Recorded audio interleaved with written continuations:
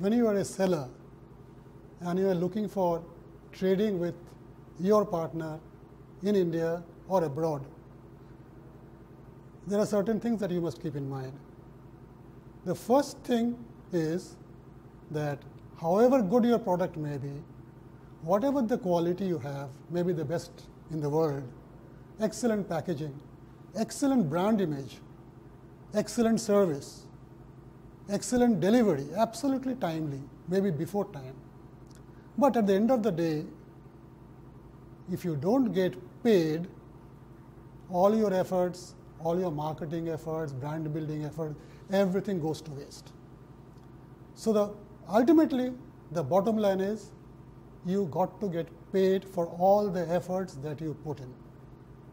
Now, how do you make sure of that? Okay, before that, let's go back to the basics. And for those who understand the basics, please bear with me for a little while till we catch up with you. Now, suppose you want to buy electric iron. Where did you go? To the neighboring electric shop? Or maybe to a bigger mall? We have got a lot of malls all over the country today. You may want to go to a mall. Now, because why do you go to the mall? Because you have a wider choice of models, a wider choice of prices. You can inspect the item yourself and find out which one exactly you want to buy. So you go to a mall, you check the prices, you check the models, and ultimately you make your selection. What is the next stage? Everybody has gone to a mall, so all of us know. What do? We take the item, ask the seller, the mall owner or the mall counter fellow to pack it up, bring it to the counter where the payment is made. You pay in cash, you pay by a debit card, you pay by credit card, put it in your car and take it home.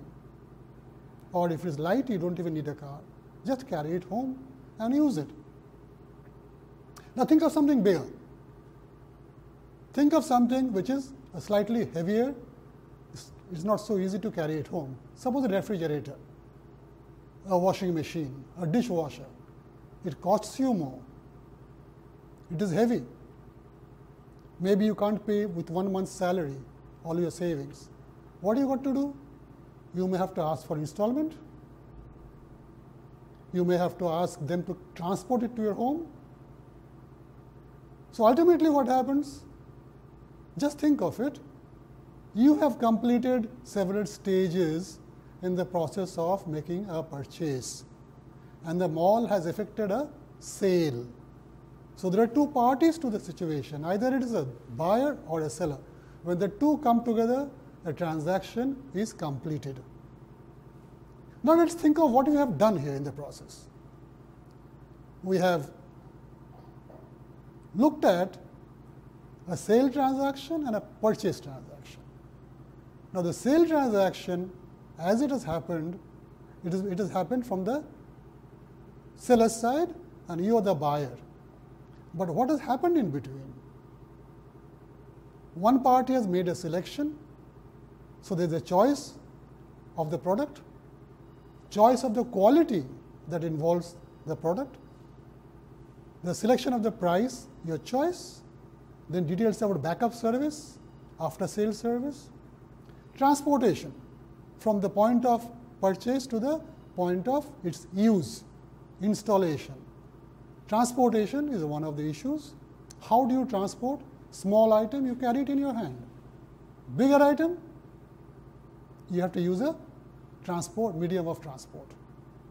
Maybe your car, maybe a rickshaw, even maybe a truck sometimes, depending on the product that you buy. So that's the question of transportation. Then comes the question of payment. Would the mall owner or the shop owner give you credit? Would they give you installments? exactly what are you looking for and what the mall owner or the shop owner or the seller is looking for. At some point, you have to come together. Now, think of something where it is not that easy, not over the counter. The buyer, suppose he is in Mumbai, you are in Calcutta. Now, he says, okay, you are the manufacturer of some lovely pieces of electric iron. We want to buy 1,000 pieces. You have a problem there, maybe. If you don't know him, or a new contact, a new customer, you have to first find out who the buyer is, how many pieces he wants, and how he is going to pay you for it. The transportation is easy, is not as big because it is over land. From Calcutta to Mumbai, it is normally over land. It can go by air too, or by rail. So, you have the option of transportation. And it is domestic, so there is not a problem of risk, not much at all. But at the end of the day, you have to still think of how the payment is going to be made. You want to be absolutely sure that the payment should come without fail. Okay, you have to ask for advance payment. How much? 100%? 10%? 5%? If it is 5%, then other 95 is a risk, he may or may not pay. If it is 100% that you are looking for, then the buyer, he would say, well, why should I give you 100%? You may not deliver the product. You may deliver damaged product. You may have delivered a product which I did not ask for, a different model, different shape, different color. So, ultimately, there is no agreement between the buyer and the seller for the transaction to be taking place smoothly, efficiently, without any hitch. Now, think of something bigger scenario where you are talking about exports and imports. It crosses the country's borders. It crosses areas which are dangerous. Think of the Horn of Africa. Think of Somalia. Think of Afghanistan. And you can add Ukraine today. Now, it is risky for any product to move from point A to point X absolutely safely. Anything can go wrong, even if the parties don't want to. You want to transport it by ship, question of piracy is always there. The ship can sink, the ship can divert because of storm, it can get just held up in the mid-ocean because of problem with the machinery, its engines, anything can happen. And as the management gurus say, if anything can go wrong, it will go wrong. So, how do you manage them? So, cross-border is a high-risk trade, more so because you don't know the other party well. How familiar you want to be with the other party? He is doing business in any part of the globe. He may be in USA, in South America, in London, in Europe, in any part of Africa, any part of Japan. The point is, you neither know the party very well, even if you do, you are not thorough with the day-to-day development in the economic scenario. So, today what the country is good, tomorrow the country may face a situation where it can't pay, or it may force the party, your buyer, to close down his business or change his business model.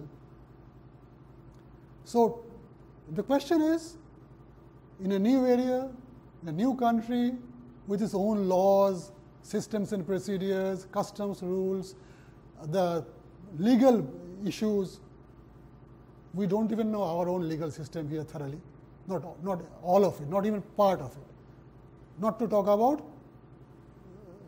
laws abroad, laws in the countries where you trade in, and not only one country, you trade with many countries.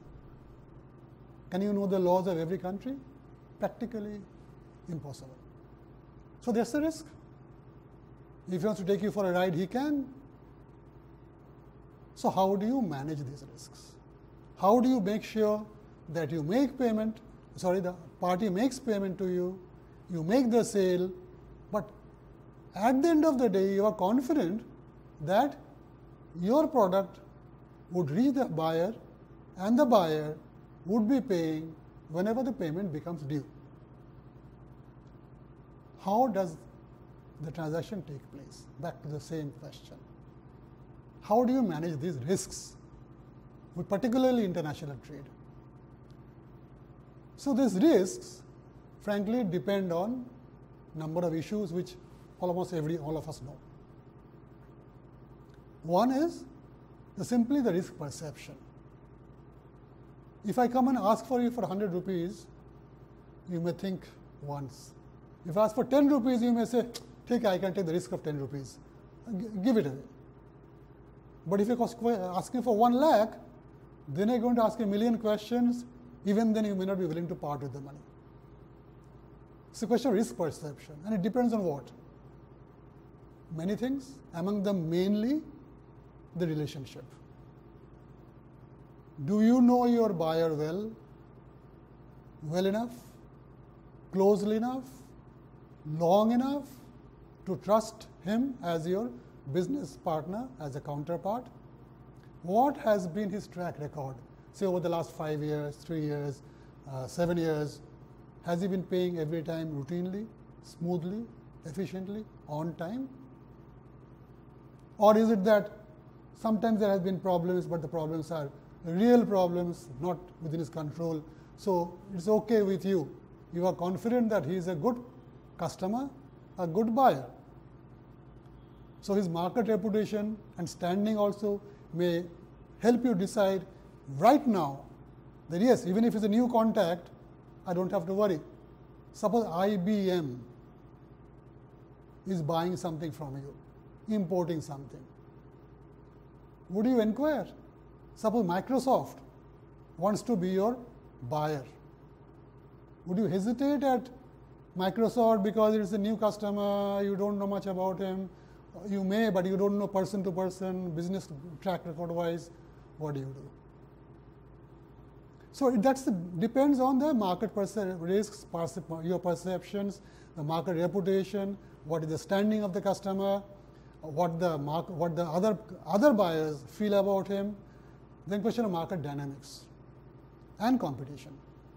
If you want to enter a market, enter a customer's domain with your product, you may have to make some compromises. Compromises in terms of price, in terms of the period you give him credit for. You look at what the other people are doing. If you have got a policy of your own in your company, in your firm, or as an export manager, that we won't give you any credit. But then you find in a particular trade, credit of 30 days or 60 days is the norm, standard. Then you have to change your policy, make sure that you can also match them, if not beat them, in the particular market. But then you think, it's too much of a risk. I can't bear the risk. If something goes wrong, my company will sink. Well, then don't do it. Anything that causes a danger to your company, danger to your firm, danger to your operation, is not something that anybody will recommend that yes, you still go ahead and do it. Don't get into that till you are strong enough, till you have enough money, till you have got enough capital to bear such shocks. Don't get into that area. Then a question of cost and convenience and urgency. Now suppose you have got a assembly line, you have got a number of machines. Raw material coming from one side and getting out from the other side. Smooth operation going on. Lot of orders in your hand, you are very busy making sure that the deadlines are met. Something goes wrong somewhere, a small part of an important vital part of the machine in that assembly line, in the supply chain has gone out of order. Now you want that machine part urgently, it's a small one, but very, very pricey. What do you do? Would you look for buyers? Would you float a tender? Would you go in the internet and search? Or if you know the supplier, the manufacturer, what do you do? You send him a wire or pick up the phone and talk to him immediately and tell him sir, I want this machine part immediately from your factory. Please send it by air. I am sending you the money by telegram. Instant. No question of negotiations, arguments, market research, dilly-dallying, debating whether to give an advance or not. You want to send the money immediately and make sure that he is willing to, and he actually does, airlift the product to you, to your factory. So, as you can observe that depending on the market dynamics, depending on relationship, track record, and again another part of the risk that I must touch on, that is the changing scenario in the world. Now, once upon a time, people used to think Africa was a backward country, dark ages, dark continent, everything dark, possibility of being paid also dark. But then now things have changed. From 2008 onwards, when the financial tsunami started by the US, covered the rest of the world, number of countries, believe me, countries, not customers, countries went bankrupt. One, if I am correct, was Iceland. A number of countries had serious problems in making payment on the behalf of their importers to the foreign sellers or the foreign exporters. Because they did not have enough money, their banking system collapsed. I can name some of the countries that you may know about already. One was Greece. It was rescued some or the other. Question of Ireland, Portugal, even Spain.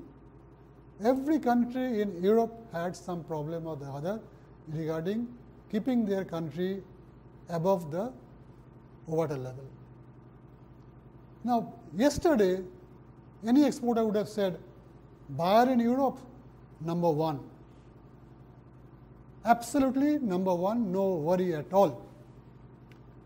Today, if you want to export to Europe, you want to make sure that even if the buyer is good, you know the buyer for a long time, but the country is not in your control, not the buyer's control.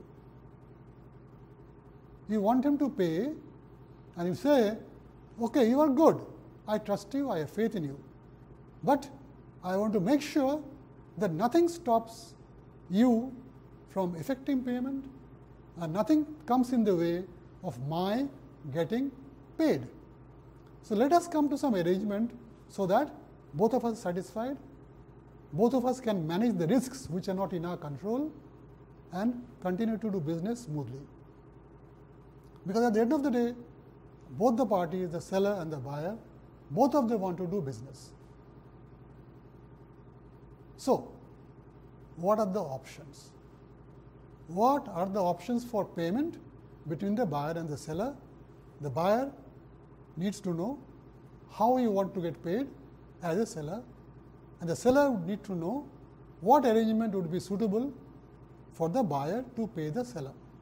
As I said, it will be ideal for the seller if the buyer pays 100% of the amount, but that's ideal. It doesn't happen. 40%, 50%, 10%, even 0%, for the buyer may feel strongly about his ego and he may say, no, why do you need even advance? Don't you trust me? So, these sort of things will go on and there has to be a meeting point. Now, let us take from one extreme to the other the payment options that we have. The best for the seller is advance payment. Next comes open account. An open account means what? Open account means the seller sending goods overseas to the buyer, giving it up to complete to his custody and getting paid either every month or as and when the goods and products are sold off. You think it is risky? Yes, it is risky. But how do we manage the risk? How does the seller manage the risk?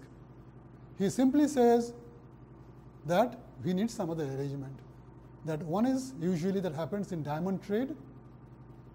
That is, they have the relationship of blood or very friends, cousins, relatives who receive the goods, store it in their warehouse, make sale as and when possible, as and when required, and send an account statement at the end of the month, at the end of every month, and the buyer keeps a small margin for himself.